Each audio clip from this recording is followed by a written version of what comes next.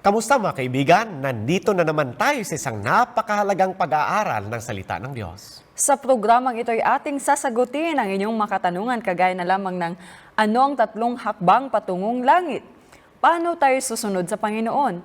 Paano nga ba mapapatawad ang ating makasalanan? Lahat ng yan dito lang sa Mysteries of Prophecy. Ako si Kevin Pingol Ako naman po si Jessa Lupingol. at kami ang inyong mga tagapagsalita sa programang ito. Mag-review po tayo sa ating inaral sa huli nating episode. Ang ating tinalakay, last episode, previous episode, Revelation's Lake of Fire. Patungkol po yan sa impyerno.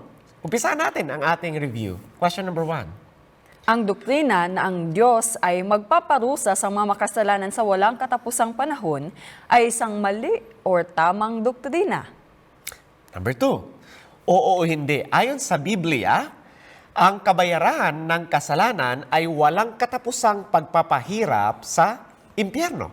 Number 3, ilang tao ang nasusunog sa impyerno ngayon?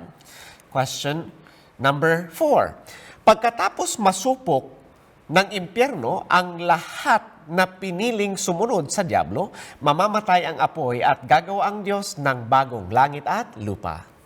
Number 5, ito po, tama o mali, hindi na sisiyahan ng Diyos sa pagkasira ng mga makasalanan sa apoy ng impyerno.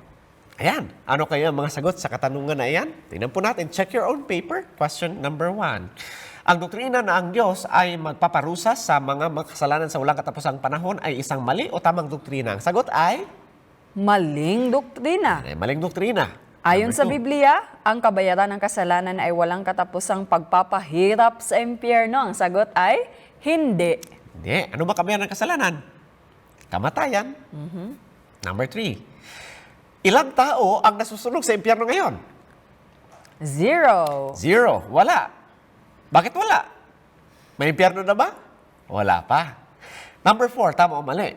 Pagkatapos masupok ang impyerno, ang lahat ng piniling sumunod sa dyablo, mamamatay ang apoy at gagawa ang Diyos ng bagong langit at lupa. Ang sagot ay Tama. Number 5, hindi nasisiyahan ng Diyos sa pagkasira ng mga makasalanan sa apoy ng impyerno. Ang sagot dyan ay tama. tama. Kaya nga ginagawa ng Diyos ang lahat ng paraan para lang tayo ay maligtas at makaiwas tayo sa dagat-dagatang apoy. Mahal tayo lang ating Panginoon, mga kaibigan. Kaya nga pinapaalam niya sa atin ang maraming katotohanan galing sa Kanyang salita.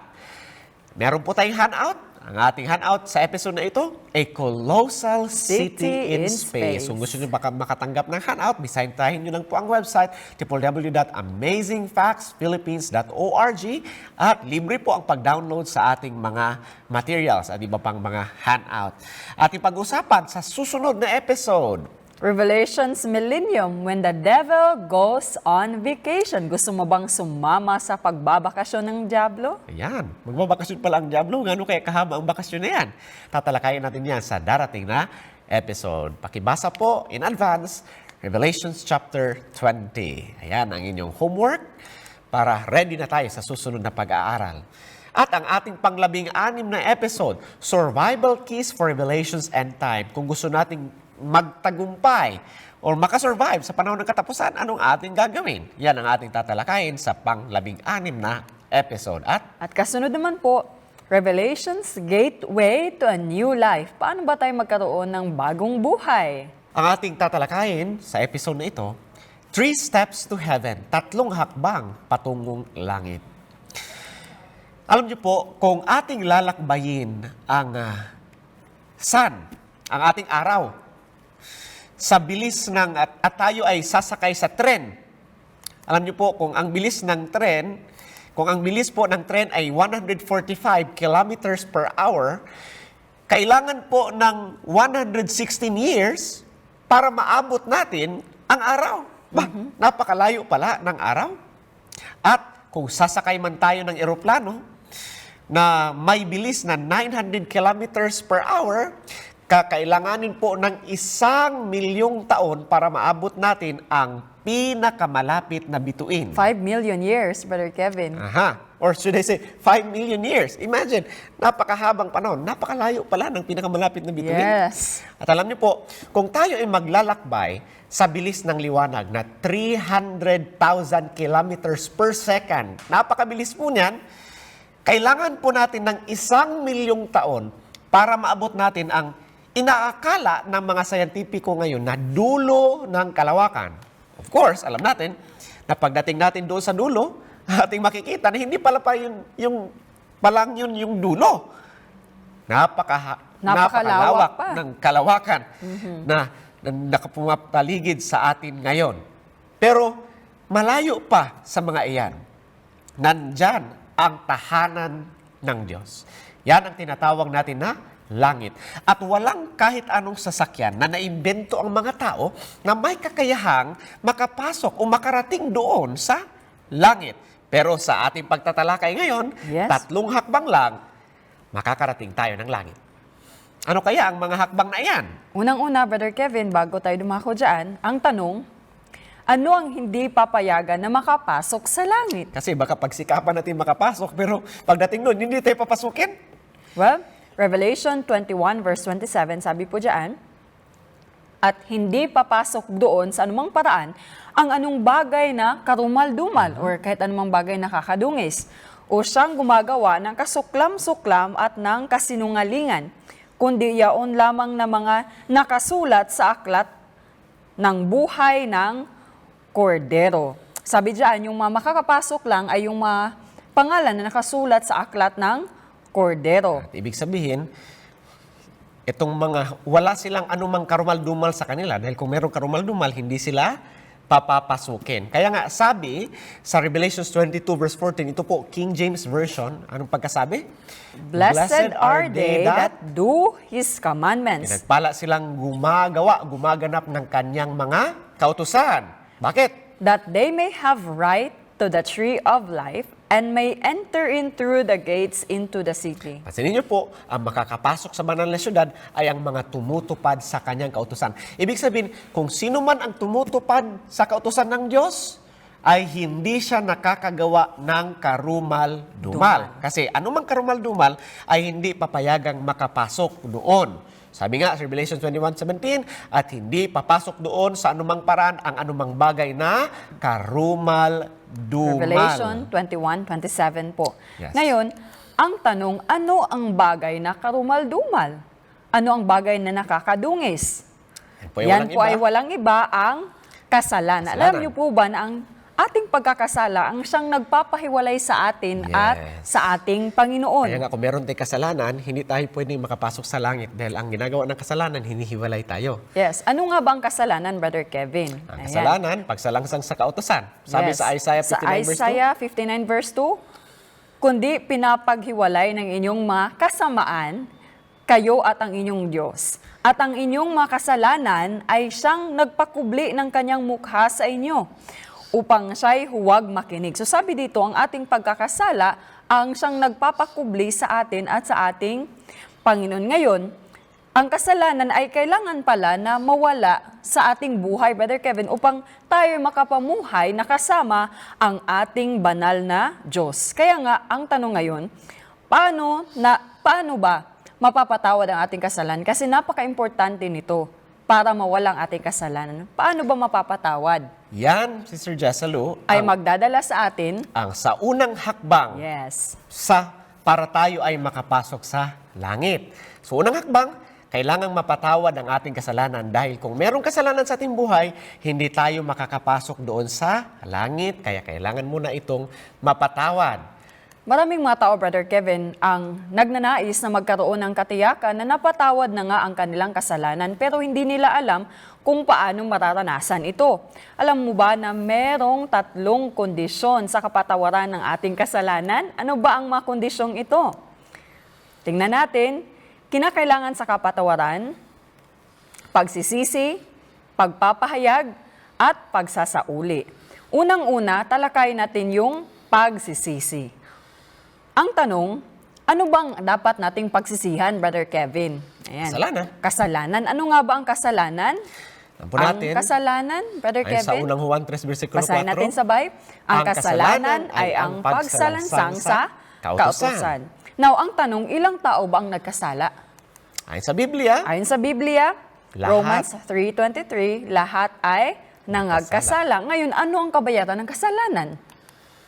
Sabi naman sa Biblia, Romans 6:23, sapagkat ang kabayaran ng kasalanan ay kamatayan. Pero binigyan tayo ng kaligtasan ng Panginoon at ang kaligtasan ay binigay niya bilang isang kaloob. Ayan. Meron siyang inaalok sa atin at yan ay ang buhay na walang hanggan. Babasahin natin Ephesians chapter 2 verse 8 and 9. Sabi diyan, sapagkat sa biyaya kayo'y nangaligtas sa pamamagitan ng pananampalataya at ito'y hindi sa inyong sarili.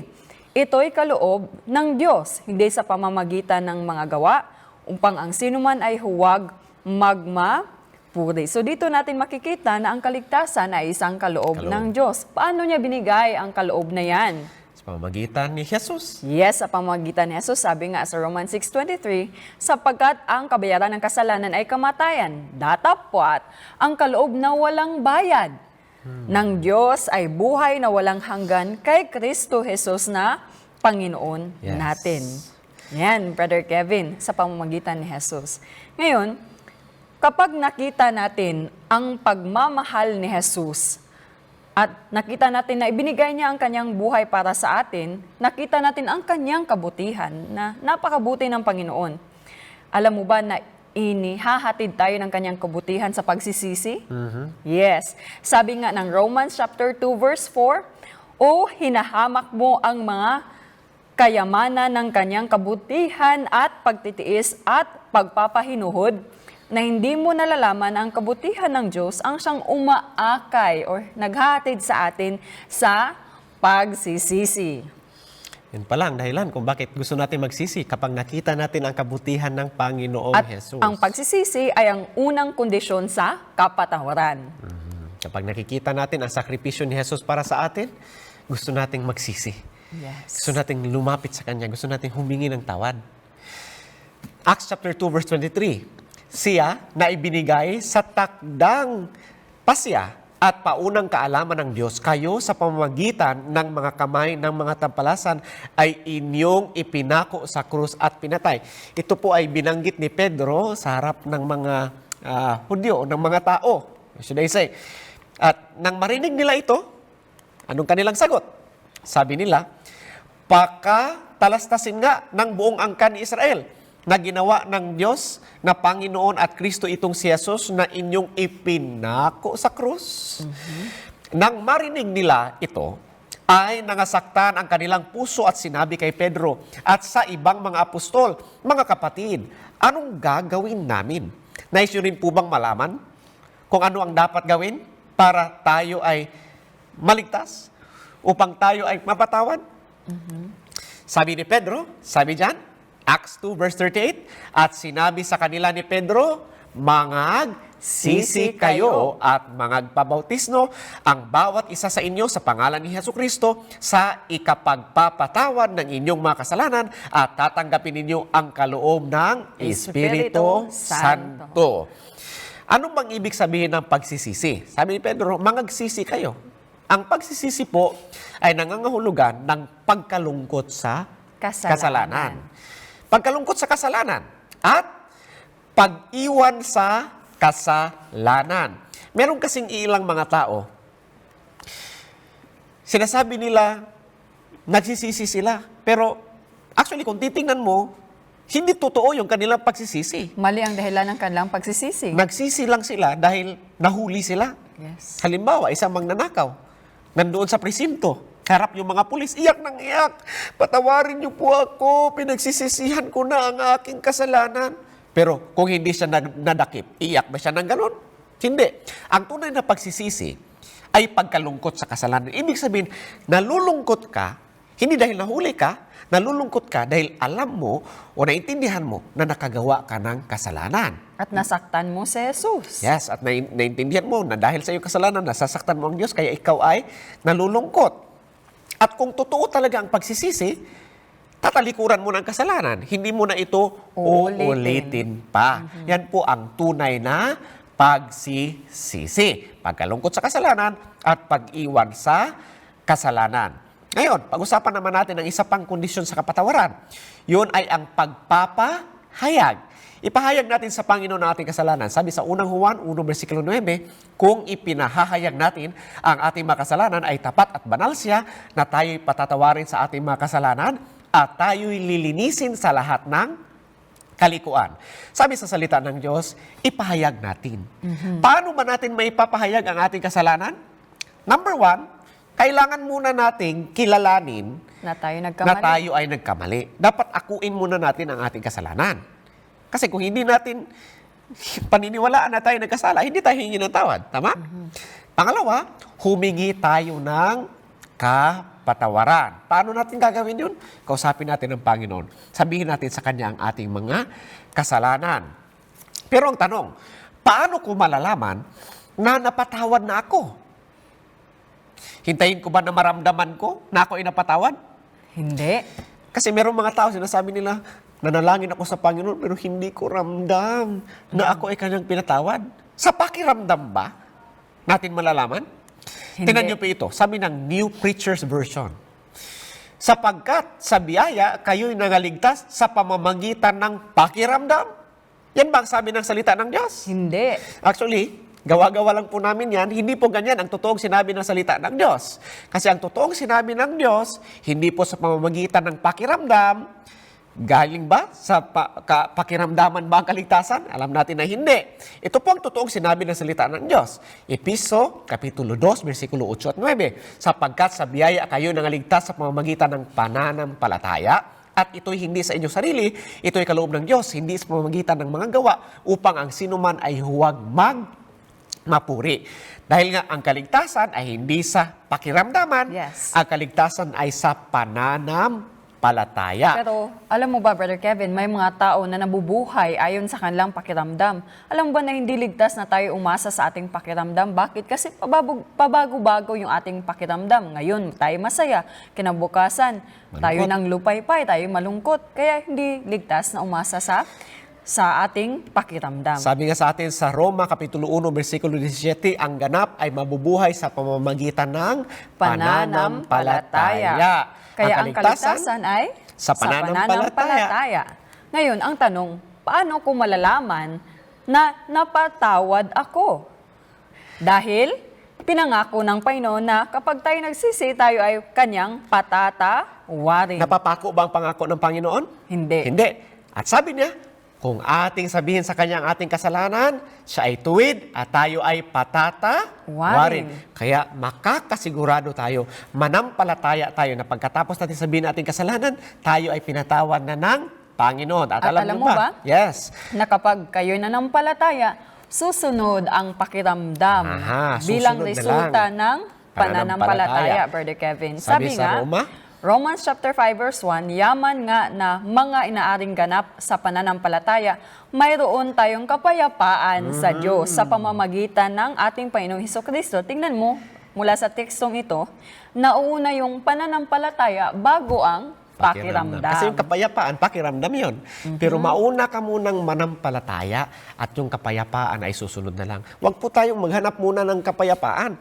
Mauna tayong manampalataya at siguradong matatanggap natin yung kapayapaan. Ngayon, ang tanong, bakit kailangan nating ipahayag sa Diyos ang ating mga kasalanan? Actually, hindi po iyan nakapagpapabago sa atin.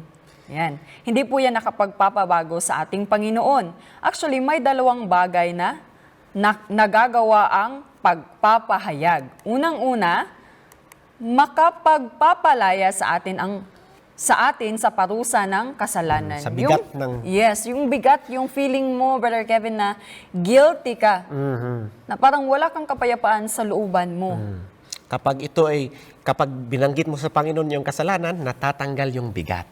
Yes. Kasunod naman, makapagsasauli sa nawasak na relasyon mo at sa Panginoon. Kagaya na lang ng kapag nagkasala ka sa kapwa mo tao, kapag ikaw ay nagsisi at inamin mo yung pagkakasala, nababalik yung inyong nasirang relasyon. Ganon din ang nangyayari sa atin. Kaya halimbawa, kapag may dalawang magkaibigan, tapos galit-galit, hindi mag-uusap, Matatapos ba yung problema? Hindi. Para magkaroon ng pagsasauli, dapat yan mag-usap at magpatawaran.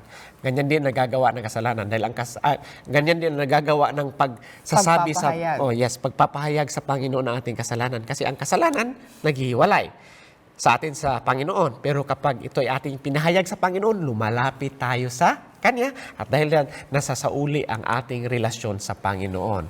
Sabi sa James chapter 5 verse 16, "Mangagpahayagan nga kayo sa isa't isa ng inyong mga kasalanan at ipinalangin ng isa't isa ang iba upang kayo'y magsigaling." Kahit nga sa ating mga tao, ganun din na dapat natin gawin. Kung meron tayong kasalanan sa ating kapwa, ipahayag natin kung ano yung ating kasalanan at magpatawaran tayo sa isa't isa. Pero, dun lang sa tao na kung ikaw may nagkasala sa kanya, hindi kayo yung tao yun nagkasala sa iyo, kayo lang mag-usap.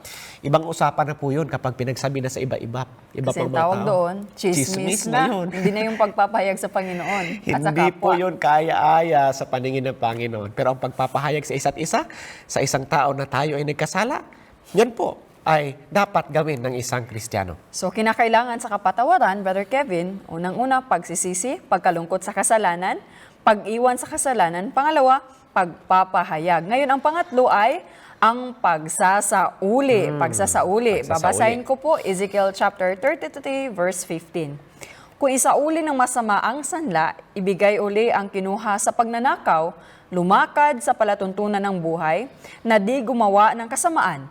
Siya'y walang pagsalang mabubuhay, siya'y hindi mamamatay." Kailangan po actually ng pagsasauli. Kung ikaw ay totoong nagsisisi sa iyong kasalanan at gusto mo ng kapatawaran, kailangan kung maaari ay isauli mo. For example, nagnakaw ako sa iyo ng 100,000 pesos. Tapos tinanong mo ako, nanawalan ka ng kung sino kaya yung nakakuha ng 100,000 mo. Tapos sabi ko, unang-una, hindi ko alam. Pero, nang nakaparinig ako, nabagabag ako sapagkat, for example, nakarinig ako ng Mensahe. programang kagaya nito, Sa Mysteries of Prophecy. at na-feel ko na makasalanan ako, gusto kong mapatawad. Kung kaya, naisip ko, aaminin ko sa iyo na ako pala ang nagnakaw. Ngayon, pag sabi ko sa iyo, sabi ko, patawarin mo ako pala yung nagnakaw ng 100,000 pesos mo. Tapos sabi mo sa akin, Saan yung pera? saan na yung pera ko? Sabi ko, problema mo na yan. Nagastos ko na eh. Yun ba ay totoong paghingi ng kapatawaran? Hindi. Kung maaari, hanggat maaari po, kung maaari na iyo ito ibalik o isauli, gawin mo. Gawin natin. Itong tinatawag sa Biblia na pagsasauli. Yan po ang kondisyon para mapatawad ang ating mga kasalanan. So meron tayong tatlo, pagsisisi. Pangalawa, pagpapahayag. At number 3, pagsasauli. At yan po ang unang hakbang para tayo ay makapasok sa langit. Ang pangalawang hakbang, bagong kapanganakan. Mababasa muna natin ang patungkol sa bagong kapanganakan sa Juan Kapitulo 3. Babasahin ko po sa Biblia, Juan Kapitulo 3. Sundalan niyo po inyong Biblia, buksan niyo po. Yan, Kapitulo 3, versikulo 3. Sabi po ng salita ng Diyos, Juan Kapitulo 3, versikulo 3. Ito po. Sumagot si Jesus at sa kanya'y sinabi, katotohanan sinasabi ko sa iyo, maliban na ang tao'y ipanganak na muli, ay hindi siya makakakita ng kaharian ng Diyos. Sa puntong ito ay kinakausap ni Jesus si Nicodemo.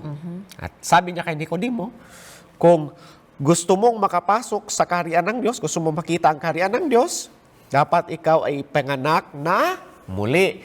Siyempre, nagtanong si Nicodemo, ano bang ibig sabihin niyang ipanganak na muli? Paano ba gawin yan? Sumagot si Jesus, katotohanan sinasabi ko sa iyo, maliban na ang tao'y ipanganak ng tubig at ng Espiritu, ay hindi siya makapapasok sa kaharian ng Diyos. Ang ibig palang sabihin ni Jesus, ipanganak sa tubig at sa Espiritu. Kasi inakala ni Nicodemo, ibig ba sabihin ng Panginoon, babalik ako sa napupunan na aking na at saka ako ipapanganak na muli. Pero hindi po ganon. Ang kapanganakan sa tubig ay sumisimbolo sa bautismo. At ang kapanganakan sa Espiritu ay sumisimbolo sa pagbabago. Marami po tayong natutunan, mga kaibigan. Pero magkakaroon muna tayo ng patalantas, babalik po tayo pagkatapos ng ilang sandali.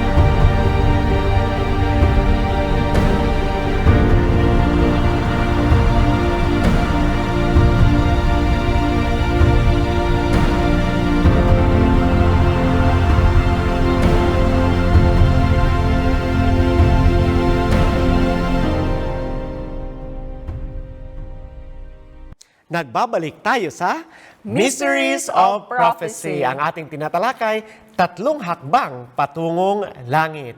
Ating naintindihan, ang unang hakbang, kailangang mapatawad ang ating kasalanan kasi walang kahit anumang karumal-dumal ang papayagang makapasok sa langit. At pangalawang hakbang, dapat tayo ay maipanganak na muli. At ating po naintindihan, pinaliwanag ni Jesus kay Nicodemo, ang kapanganakan na muli, dapat tayo maipanganak sa tubig na sumisimbolo sa bautismo at dapat tayo maipanganak sa Espiritu na sumisimbolo sa pagbabago. Pag-usapan po natin ang pagbabago. Pabasa po tayo sa Juan Kapitulo 1, versikulo 12 at 13. Sabi ng salita ng Diyos, "Datapwat, ang lahat ng sa Kanya'y nagsitanggap ay pinagkalooban niya sila ng karapatang maging mga anak ng Diyos. At sa makatuwid bagay, ang mga nagsisisampalataya sa Kanyang pangalan." At versikulo 13, na mga ipinanganak, hindi sa dugo, ni sa kalooban ng laman, ni sa kalooban ng tao, kundi ng Diyos. Sabi ng salita ng Diyos, kapag tinanggap natin si Jesus, tayo ay binibigyan niya ng kapangyarihan o karapatang maging anak ng Diyos. At alam po natin na ang Diyos ay Espiritu. Kaya ibig sabihin, kapag tinanggap natin si Jesucristo, tayo ay naipapanganak muli. Binibigyan niya tayo ng kapangyarihang maipanganak muli sa Espiritu. Paano ba nangyayari yan? Well, kailangan nating tanggapin si Jesus. Kaya ang tanong, paano ba natin matatanggap si Jesus? Ano bang ginagawa ni Jesus? Ayon sa Revelation chapter 3 verse 20, narito, ako'y nakatayo sa pintuan na tumutuktok. Kung ang sino man ay duminig ng aking tinig at magbukas ng pinto, ako'y papasok sa kaniya at kahapong kasalo niya at siya'y kasalo ko. Ang ginagawa ni Jesus, siya ay tumutuktok. Ngayon, anong kailangan natin gawin? Pagbuksan ng pinto si Jesus, of course. Pero, halimbawa, kayo po, binubuksan na kayo ay tumutuktok. Pagkatapos, binuksan na yung pinto. Papasok ba tayo agad? Hindi. Ano munang hinihintay natin? Lalo-lalo tayo mga Pilipino. Naimbitahin tayo na pumasok. At ganun din po ang dapat nating gawin kay Jesus. Kung gusto natin pumasok si Jesus sa ating buhay, dapat ay papasukin natin siya. Sabihin natin, Panginoon, pumasok ka sa aking buhay. At kapag si Jesucristo na ang nakapasok sa ating buhay, babaguhin niya tayo. Siya ay gagawa sa ating loob. Kaya kung ano yung mga bagay na ginagawa natin dati, ayaw na natin gawin.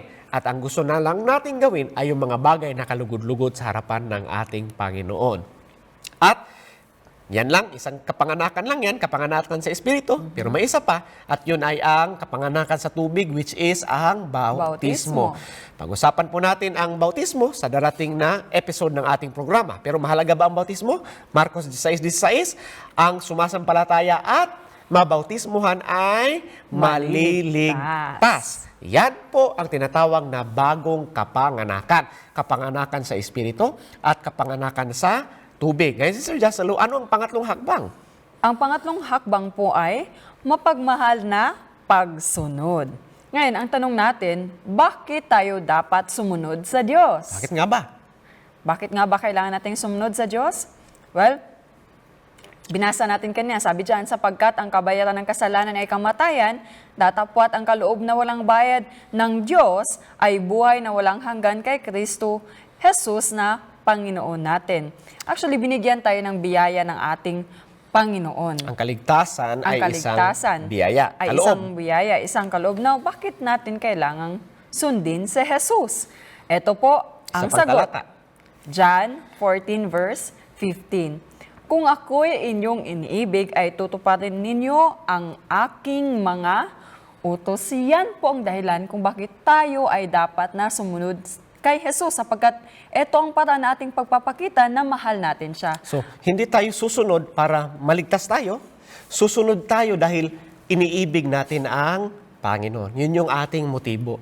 Kaya nga si Jesucristo, siya ang ating Panginoon at ang atin pong tagapagligtas. Alam mo ba, ang pagtanggap kay Jesus bilang ating tagapagligtas ay, maraming mga taong gumagawa dyan. Pero bilang Panginoon ng kanilang buhay, alam mo ba kung ibig sabihin ng Panginoon? Susunod ka. Susunod ka sa Kanya. Kung ano ang Kanyang inuutos, ay gagawin mo. Yes.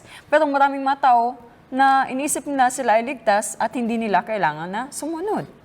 Pero si Jesucristo, Hindi lang dapat basta tagapagligtas lang natin siya, siya rin ay dapat maging Panginoon ng ating buhay. Ibig sabihin, Yes. kung ano yung kanyang kalooban, yun lang yung ating gagawin. Alam mo ba kung paano pinapakita ni Adan at saka ni Eva ang kanilang pagmamahal sa Panginoon? Yan ay sa pamagitan ng kanilang pagsunod Kaya nga, sa Kanya. nung hindi nila sinunod ang Diyos, Yes. gumawa Pinalabas ng sila sa kasalanan, hardin. Pinalabas sila sa hardin dahil ang kasalanan ay nagpapahiwalay sa atin sa Diyos. At kagaya ng pagpalabas po ng Diyos kay Adan tsaka kay Eva nung sila nagkasala, ganun din ang mangyayari. Hindi papapasukin po yung mga makasalanan doon sa langit. Kasi nga, kung pinalabas si Adan at si Eva sa hardin, ibig sabihin, yung mga makakasalanan, natural, hindi din papayagang makapasok sa langit. Revelation 21 verse 27, At hindi papasok doon sa anumang paraan, anumang bagay na karumal-dumal. At yan ay ang pagiging makasalanan. Revelation 22 verse 14, sabi nga, binasa natin kanina, Blessed are they that do His commandments, that they may have right to the tree of life and may enter in through the gates into the city. pinagpala ang mga sumusunod sa kanyang kautusan. Sila ang makakapasok sa syudad. Hebrews chapter 5 verse 9, At nang siya'y mapaging sakdal, ay siya ang gumawa ng walang hanggang kaligtasan ng lahat ng mga nagsisitalima sa Kanya. Sino makakatanggap ng kaligtasan? Yung mga nagsisitalima Talima sa sa Kanya. Kanya. So meron po tayo ditong natutunan. Number 1, kinakailangan ang kapatawaran sa kasalanan. At katagumpayan sa kasalanan ang ating matatanggap kapag tayo ay lumapit sa Panginoon. Ngayon, ang tanong, Brother Kevin, paano ba tayo magtagumpay? Ha? For example, kagaya ng iba't ibang mga maling gawain, yung mga nakakasira sa ating katawan, kagaya na lamang ng paninigarilyo. Alam mo ba, maraming mga tao ang naninigarilyo at gusto nilang huminto sa gawaing ito. Pero iniisip nila, well, ngayon, iniisip kasi ng maraming tao na ako ay magiging victorious kapag dinahandahan ko. Ngayon, 5 pakete, bukas, 4, sa kasunod na linggo, 2 pakete, dinahandahan ng mga tao. Ngayon, naalala mo ba yung babae na si Maria? Yung nagkasala na gusto ng patayin ng mga Hudyo sa kapanahonang ito dahil sa kanyang pangangalo niya. Nung pinatawad siya ng Panginoon, ano bang sabi ng Panginoon sa kanya? Sinabihan ba siya, well, Maria, pinatawad kita. Ngayon, 7 lalaki, bukas, 6 naman. Sa susunod na araw, 4 na lalaki na lang, ha? Yan ba ang sabi ni Jesus? Hindi. Hindi yan ang sabi ni Jesus. Sabi ni Jesus, Maria, pinatawad kita. Humayo ka at huwag ka nang magkakasala. Yan ang sabi ni Jesus. Ganyan din ang tamang paraan para tayo ay magtagumpay sa Yes. ating mga Kasalanan. bisyo. Sa ating bisyo. kasalanan. Mga gawin O kahit, mga masamang gawain. kahit anong pang bisyo na iyan. Yan man ay patungkol sa pag-inom, yan man ay patungkol sa paninigarilyo, kahit anong bisyo pa yan. Meron po kaming card na nais ibigay sa inyo. Pwede nyo po yung ma-download sa website at libre lang din po yan. Bisitahin nyo lang www.amazingfactsphilippines.org. I-download nyo po yung card na yan. Nasa episode 14 po yan ng Mysteries of Prophecy. Actually, iisa-isahin natin ang mga hakbang. Gusto nyo pong mapasa inyo yung card, pwede nyo kunin yan sa website. Pero pwede rin kayo mag-take note na lang din. 5 hakbang sa katagumpayan. Number 1, tanggapin ang tagumpay bilang isang kaloob. Makikita natin ang prinsipyo na iyan sa 1 Korinto 15, versikulo 57. Sabi ng salita ng Diyos, datapwat salamat sa Diyos na nagbibigay sa atin ng pagtatagumpay sa pamamagitan ng ating Panginoong Hesu Kristo. Isa pa, na hakbang, pangalawa, humingi ng katagumpayan. Matthew 7, verse 11. Sabi ng salita ng Diyos, kung kayo nga, bagaman masasama ay marurunong mangagbigay ng mabubuting kaloob sa inyong mga anak, gaano pa kaya ang inyong Ama na nasa langit na magbibigay ng mabubuting bagay sa nagsisihingi sa Kanya. Humingi tayo ng katagumpayan sa Panginoon. Humingi ka. Paano natin gagawin yan? Manalangin tayo. Kausapin natin ang Panginoon at humingi tayo sa Kanya ng katagumpayan. At Para matanggap natin ito, kinakailangan din natin ng pananampalataya. Manampalataya ka na kapag ikaw humingi, ibibigay yan ng Diyos. Ngayon, merong ibang mga tao, sinasabi nila, naku, humingi ako ng katagumpayan, pero siguro hindi ako binigyan ng Diyos dahil natutukso pa ako. Ibig sabihin, kapag naglalakad ako at nakakaamoy ako ng sigarilyo, naglalaway ako at gusto kong manigarilyo uli, parang hindi ko ata natanggap ang katagumpayan. Kaibigan, tandaan po natin, hindi po kasalanan ang matukso. Nagiging kasalanan lamang ang tukso kapag ito ay ating ginagawa. Kapag, halimbawa, nakaamoy tayo ng sigarilyo at naglalaway tayo, hindi pa po yun kasalanan. Naging kasalanan yun kapag pumili tayo ng sigarilyo at ito ay ating ginamit. Yun pa ang paggawa ng kasalanan sa harapan ng ating Panginoon kasi sinisira natin ang ating katawan. Pangatlo, na hakbang sa katagumpayan, maniwala na ang Diyos ay may kaloob na katagumpayan. Romans 6 verse 11, gayon din naman kayo, ibilang ninyong kayo'y tunay na mga patay na sa kasalanan, ngunit mga buhay sa Diyos kay Kristo Jesus. Tayo ay magpasalamat, tumanggap tayo, maniwala tayo na ang Diyos ay may kaloob na katagumpayan. At kapag natanggap na natin ang katagumpayan, anong dapat natin gawin? Halimbawa, kapag nakatanggap tayo ng regalo, ano namang ginagawa natin? Magpasalamat. Yes, tayo ay magpasalamat. Kaya nga, kapag binigyan na tayo ng Panginoon ng katagumpayan, at sigurado yan, pasalamatan natin ang Panginoon. Halimbawa, kung ating bisyo ay pag-inom ng alak, at tayo ay naglalakad sa isang kanto, pagkatapos nakita natin yung ating kabarkada, sabi ng kabarkada natin, "Oy, inom tayo dito, tagay tayo dito." At sabi mo, "Panginoon, bigyan mo ako ng katagumpayan. Panginoon, ako'y talagang naglalaway na, pero Panginoon." Tapos, lumampas ka, hindi mo pinansin yung kabarkada, dumiretso ka lang. Nagtagumpay ka ba? Yes. At agad-agad, magpasalamat ka sa Panginoon. Panginoon, sabihin mo, "Panginoon, salamat, binigyan mo ako ng katagumpayan." Pasalamatan natin ang Panginoon. Dahil sa pamamagitan ng pagpasalamat, kinikilala natin na binibigyan niya nga tayo ng katagumpayan. At pang-apat na hakbang sa katagumpayan, huwag maglaan para sa pagkakamali. Yung prinsipyo na yan, makikita natin sa Romans chapter 13, verse 14. Kundi bagkus, isakbat ninyo ang Panginoong Hesukristo at huwag ninyong paglaanan ang laman upang masunod ang mga kahalayan noon. Kung anumang bagay ang nagiging dahilan para tayo ay magkasala, itapon natin yan. Huwag nating ilapit yan sa atin. Kung ang ating problema ay paninigarilyo, itapon agad yan, sirain yan. Kung ating problema ay alak, huwag nating itago sa ating kabinet. Kung ating problema ay pornografiya, mas maigi pa na mawalan tayo ng internet kasi patuloy tayong matukso. Meron pong isang kwento patungkol sa isang bata na ang kanyang pangalan ay Jimmy. Si Jimmy. Natin siya na si Jimmy. Ayon po sa kwento, na nabasa pagdating niya sa kanilang bahay. At galit na galit yung nanay na, "Jimmy, di ba sabi ko sa iyo, wag kang maliligo doon sa pasa, pero tingnan mo, ginawa mo, naligo ka pa rin." Sabi niya, "Nanay, patawarin mo na po ako, nanay. Hindi ko po sinasadya. Kasi yung mga kabarkada ko kasi, nainganyo nila ako, kaya naligo tuloy ako." Sabi ng nanay ni Jimmy, "Alam mo, Jimmy, alam ko na, bago ka pa lumabas, maliligo ka talaga."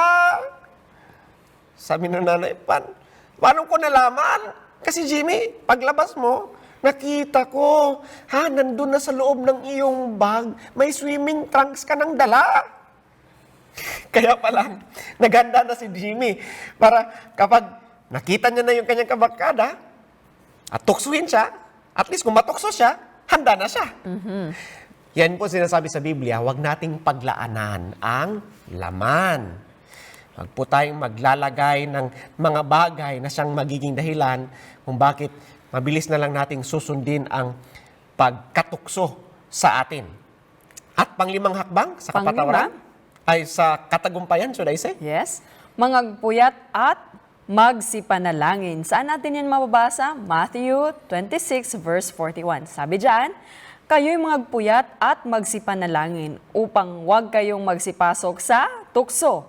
Ang espiritu sa katotohanan ay may ibig, datapwat mahina ang ating sarili, ang ating laman. Kaya nga po tayo ay kailangang mangagpuyat at magsipanalangin. Sabi nga po sa Psalm Anong pagpupuyatan? Yes.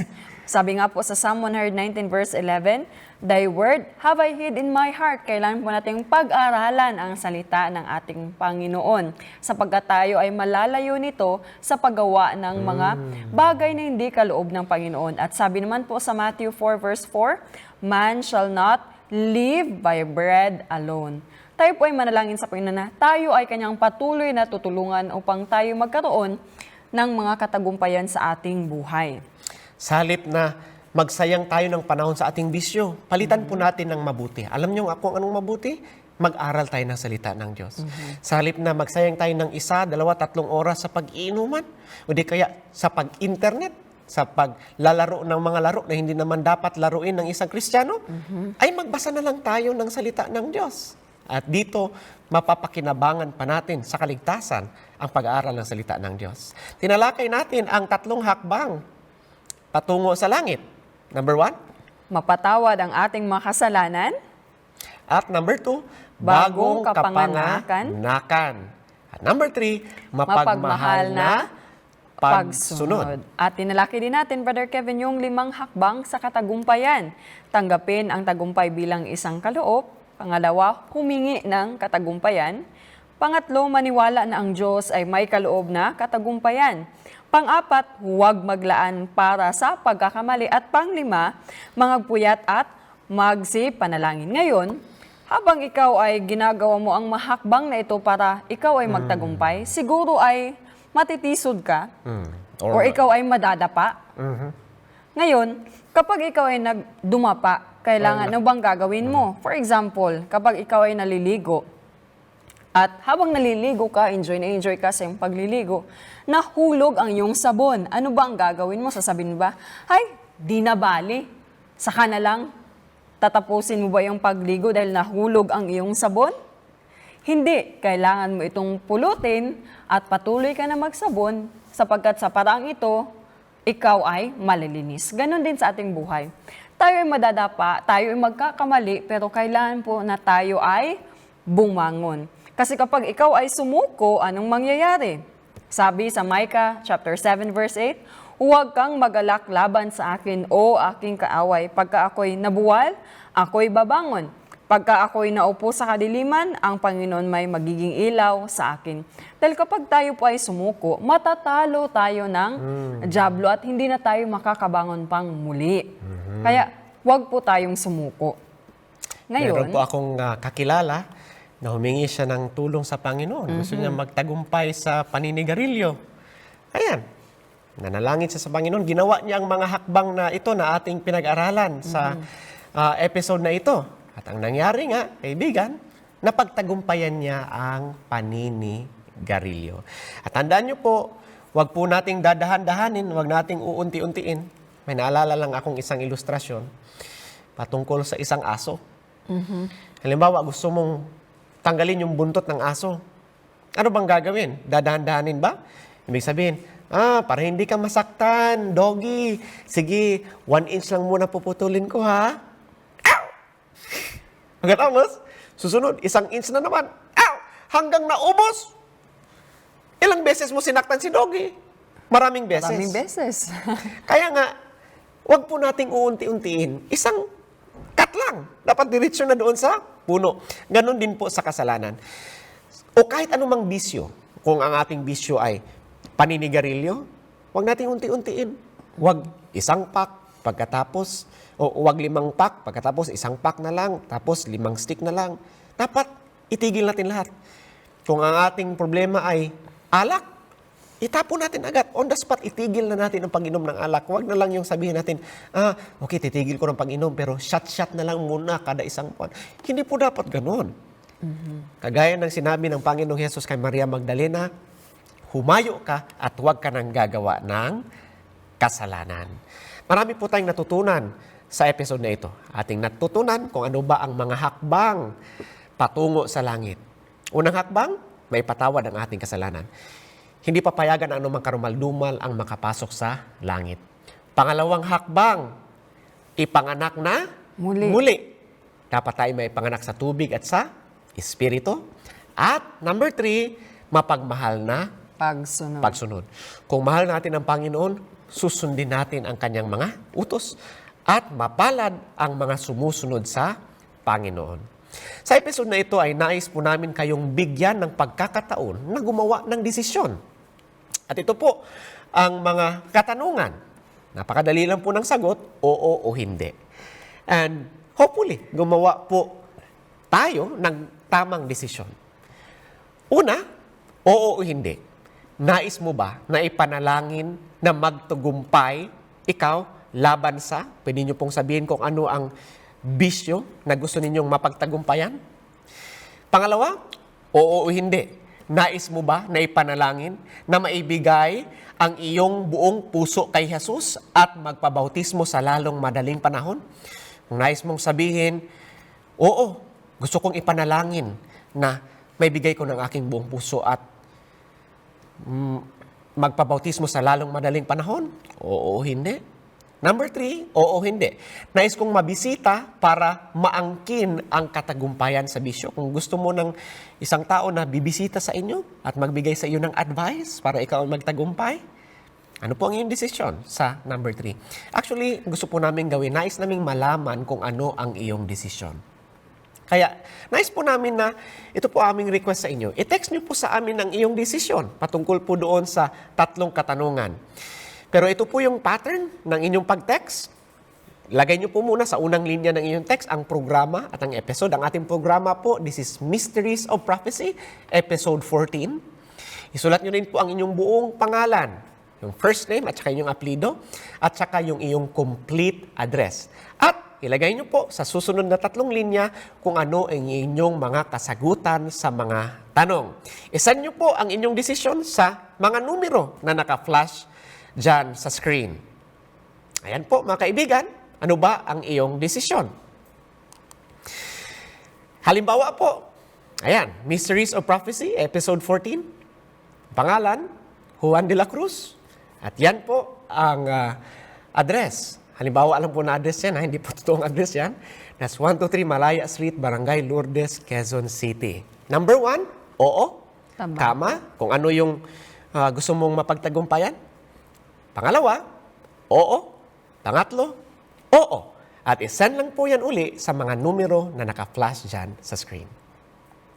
Muli, ito po yung mga tanong na dapat natin pagdesisyonan. Nais mo ba na ipanalangin na magtagumpay laban sa? Oo, hindi po ang sagot. Nais mo ba na ipanalangin na maibigay mo na ang iyong buong puso at sa lalong madaling panahon, naisin mo na magpabautismo? Oo, hindi. Pangatlo, nais kong mabisita para maangkin ang katagumpayan sa bisyo? Oo, hindi. Ipaalam niyo po sa amin ang inyong tugon, ang inyong desisyon. Muli, yan po ang ating contact number. Yan, meron tayo diyang numero para sa Globe at saka TM. At meron po tayong numero para sa Sun Cellular. And I do understand, kahit ang mga smart and talk and text user ay pwede din pong mag-text sa numero na yan. At kung gusto nyo rin po, pwede din po kayong magtungo sa ating website, www.amazingfactsphilippines.org. At meron po tayo doong makikita na decision na tawag nito na button. Pindutin nyo lang po yun o yung link patungkol sa desisyon at matatanggap na po namin ang inyong desisyon. Maraming salamat po sa inyong tugon. Mga kaibigan, may pag-asa para sa iyo. Ang Diyos naglagay ng katagumpayan. May pag-asa para sa iyo. Ito'y kaloob, hindi binabayaran. May pag-asa para sa iyo sa pananampalataya, hingin mo lang. May pag-asa kay Kristo para sa iyo. May pag-asa para sa iyo na kagapos sarili, huwag panatilihin. May pag-asa para sa iyo. Kalayaan kay Kristo ay iyong tahakin. May pag-asa para sa iyo. Taimtim, ikaw ay magmasid at manalangin. May pag-asa kay Kristo para sa iyo. Dito muna magtatapos ang ating pag-aaral. Ang susunod natin na episode, Revelations Millennium, When the Devil Goes on Vacation. Mga kaibigan, tapusin po natin ang ating pag-aaral sa isang panalangin. Iyuko po natin ang ating mga ulo. Ama naming nasa langit, maraming salamat po ginabayan niyo po kaming lahat patungo sa iyong katotohanan. Aming nalaman ngayon kung ano ang mga hakbang para kami ay makapasok sa langit. Nais po namin na makasama kayo dyan sa langit at tahanan. Kaya Panginoon, tulungan niyo po kami. Tulungan niyo po kami upang walang kahit anumang bahid ng kasalanan ang matira sa aming puso. Tulungan niyo po kami upang ang kasalanang aming daladala ngayon ay amin na itong maibigay kay Jesus. At tulungan niyo po kami upang kami nga ay maipanganak sa tubig at sa Espiritu at upang naisin po namin na sumunod lamang sa inyo punong-puno ng pagmamahal. Ama, maraming salamat sa katotohanan. Maraming salamat din dahil pinaalam niyo sa amin kung paano namin matatanggap ang katagumpayan at kami naniniwala na ito ay aming matatanggap dahil ito po ang inyong ipinangako na ibigay sa amin. Ama, maraming salamat sa iyong kabutihan. Pagpalain niyo po ang bawat isa sa amin. Bigyan niyo kami ng malulusog na pangangatawan. Ito po ang aming hinihiling at muli niyo kaming dalhin sa isa namang episode ng Mysteries of Prophecy. Ito po ang aming hinihiling sa pangalan ni Jesucristo na aming Diyos at tagapagligtas. Amen. Dito po nagtatapos ang ating programa sa episode na ito. Ito ang Mysteries of Prophecy.